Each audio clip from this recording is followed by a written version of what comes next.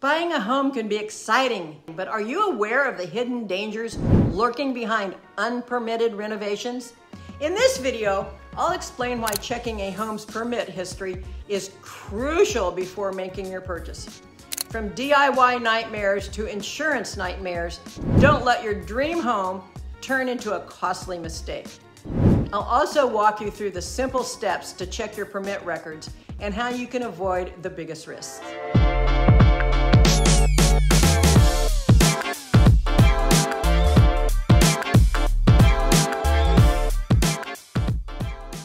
If this is your first time to this channel and you want to know everything about real estate in Indianapolis and the surrounding areas, then subscribe below and tap the bell for notifications. Hi, my name is Susan Roberts with Homes by Roberts Realty, brokered by eXp.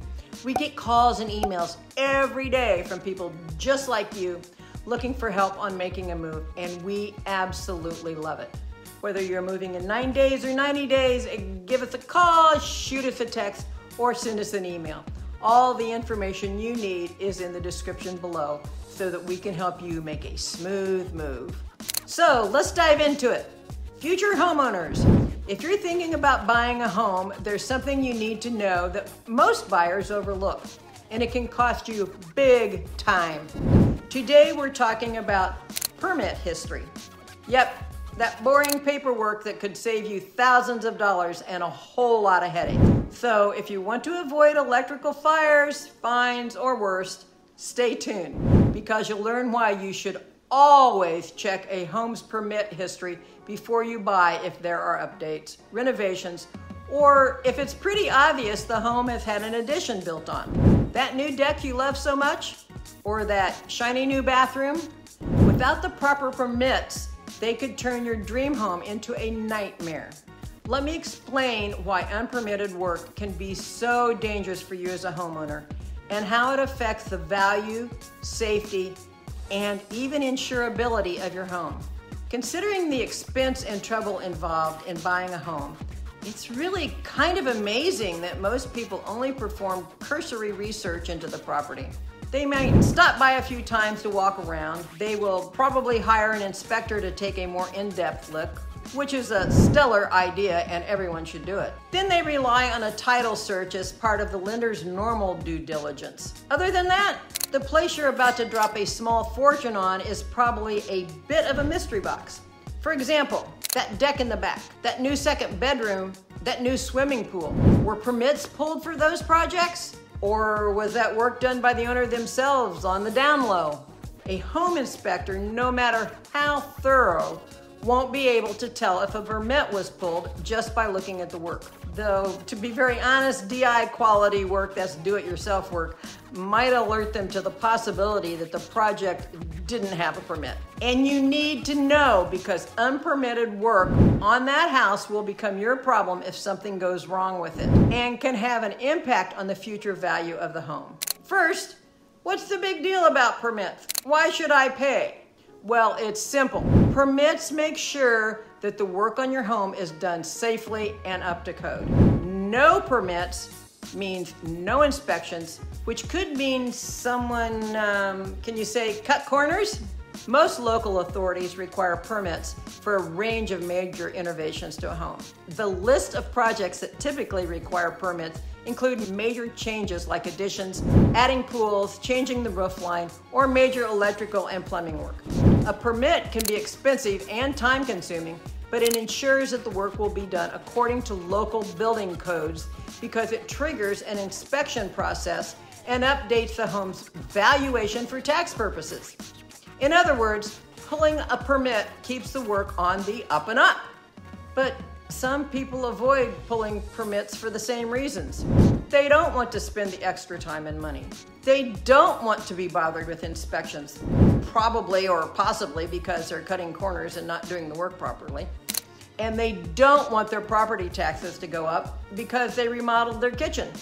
It's not too difficult to get away without getting a permit, especially if the work isn't seen from the street.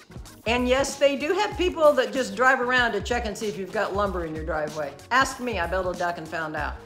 Anyway, if you buy a house with a lot of unpermitted improvements, all of those potential problems become your potential problems. And those problems can be major. That's the scary part.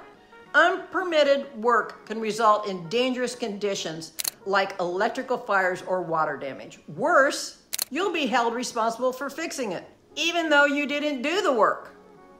Imagine buying a house and then finding out you need to tear down that new deck because it wasn't built properly. Unpermitted work can cost you big time. Believe me, big time. I'm talking about fines, higher property taxes, and even issues again with insurance. Did you know that the insurance companies can deny claims if the damage involves unpermitted work? They may even do a walkabout at your home and notice that that deck wasn't there before. That means you're on the hook for any of those repairs. And get this, unpermitted work can reduce the value of your home when it's time to sell. A buyer might walk away when they find out about it. Or worse, you might have to pay out of pocket to fix it before they even consider an offer. So, how do you protect yourself from these headaches? It's actually really simple. You can check a home's permit history in a few easy steps. The first thing to do is to ask the current homeowner. They should have copies of permits for work done on the house. They should be able to provide you with paperwork showing what was permitted and inspected. Number 2, check with the local government. Most municipalities keep public records of permits. Visit your local construction office or building department, either online or in person, and request the permit history for that property. You'll need the address to look up the records. Of course, some areas even have online portals where you can search permits yourself, but others, they still may require a visit to the office. Number 3, compare official records. Compare the listed square footage or renovations in the permit records with what's actually in the house. If the home has more square footage or added features not in the records, this could be a sign of unpermitted work. Mostly, and the easiest to do, is to ask your agent for the PRC. That's the property record card. Not only will the square footage as recorded by the assessor be available, but if there have been additions to the home, even if another garage or outbuilding is on the property, the additional appraised value will be noted. This info is usually obtained through the permits being pulled. It's just that easy, and it could save you from a massive financial headache later on. So there you have it. Check the permit history. It's a small step that could save you big money and protect your investment. If you found this helpful, make sure to hit the like button and subscribe for more home buying tips and real estate advice. Thank you for watching, and I'll see you in the next video.